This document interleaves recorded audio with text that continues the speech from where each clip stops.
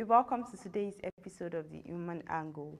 Real property is defined to include land in use and land covered by water, and building or structure situated thereon, including machinery, installations and equipment affixed to a building, a mobile home, a bulk purchase, storage tank, and any supply pipelines connected therewith. The tax takes different forms in many countries around the world, but generally at affordable rates which are progressive and designed to achieve desired economic development goals. Therefore, in today's episode, we'll be looking at property tax as it relates to you and I and individuals generally. So first, what's property tax? Property tax is generally a tax that is imposed by cities upon owners of real property within their jurisdiction based on the value of the property, and is reported to be one of the most stable sources of revenue to governments. Basically, revenue generated from this tax is used to provide basic amenities to people of the nation. Now, government at all levels must be supported, and one test of a good tax is whether it will produce the needed money without producing intolerable burdens on particular groups of people. There are various forms of property-based tax, and first let's start with transfer taxes. Transfer taxes has three main components that are based on declared property value, stamp duty, assignment fees, and then title registration. Now, stamp duty is a levy charged on any document presented to stamp duty office by individuals or corporate bodies, and is used to signify government seal or contractual agreements or deed, and the rate chargeable varies according to the document. It's usually collected by both federal and state governments, and then the Federal Board of Internal Revenue is charged with the collection of stamp duty on transactions between corporate bodies, while transactions involving individuals are performed by the state only.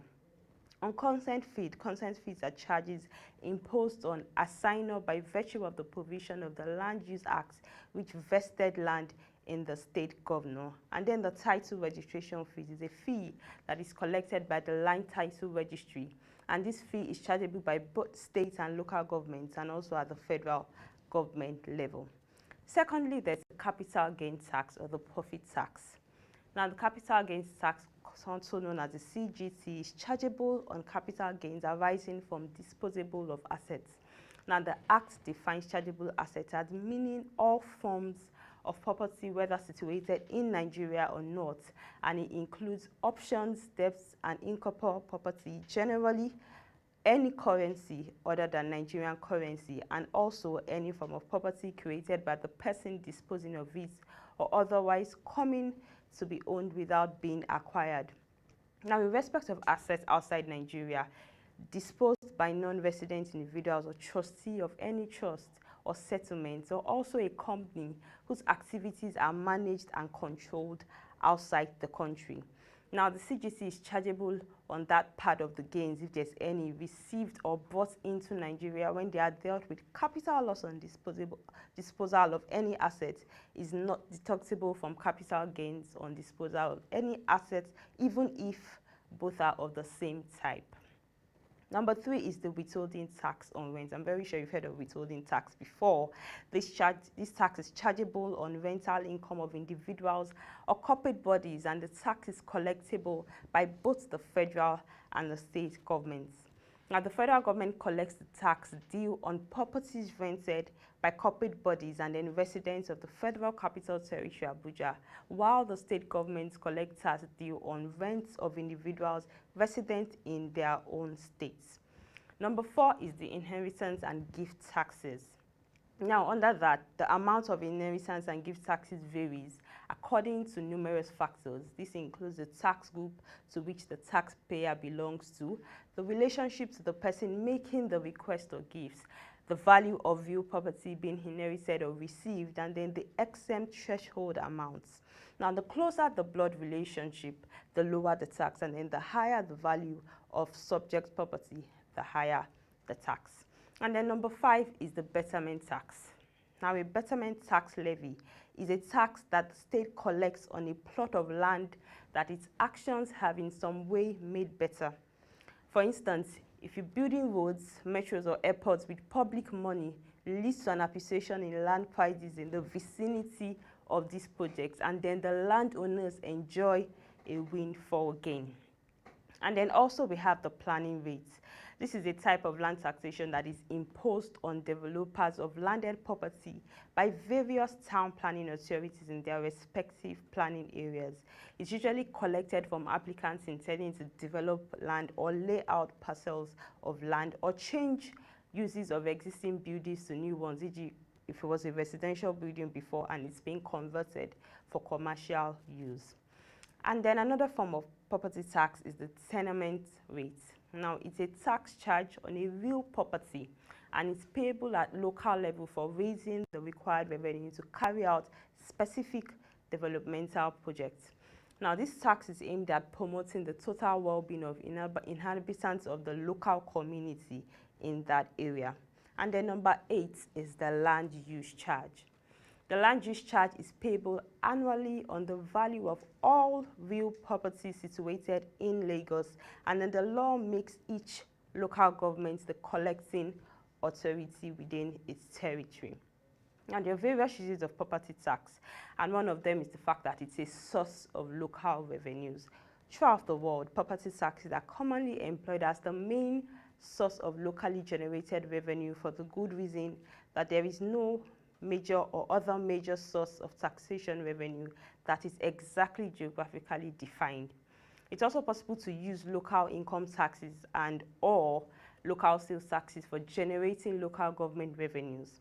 And then the local revenue may be generated from other sources, particularly rents from local government-owned properties. And in some cases, we have local income taxes being an important source of the revenue.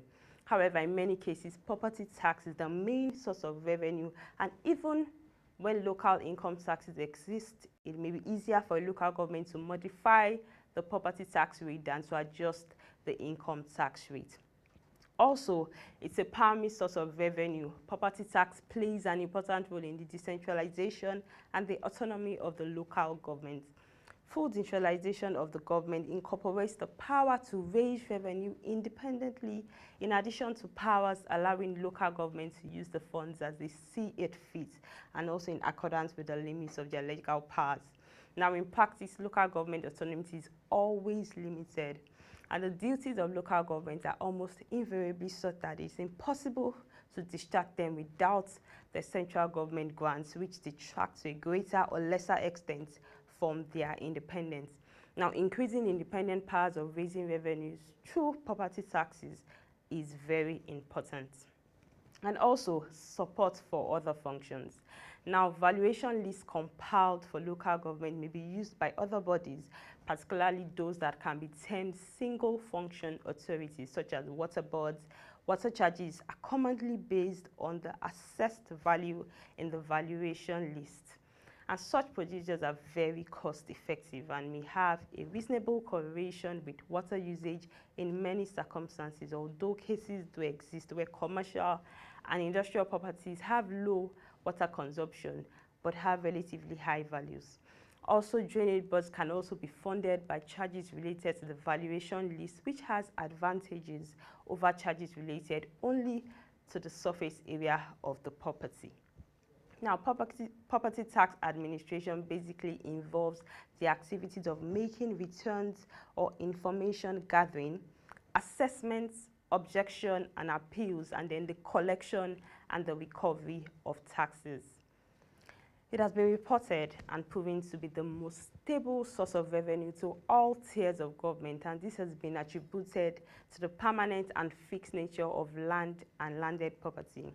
And the ability of land to appreciate in value makes it a most reliable and dependable source of income to individuals and the governments, and several governments the world over have been reported to have derived numerous benefits from this form of tax.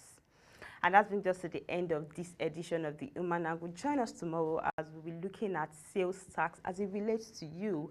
And if you have questions or comments, kindly send a mail to programs@proshareng.com and business@proshareng.com. We're glad to hear from you.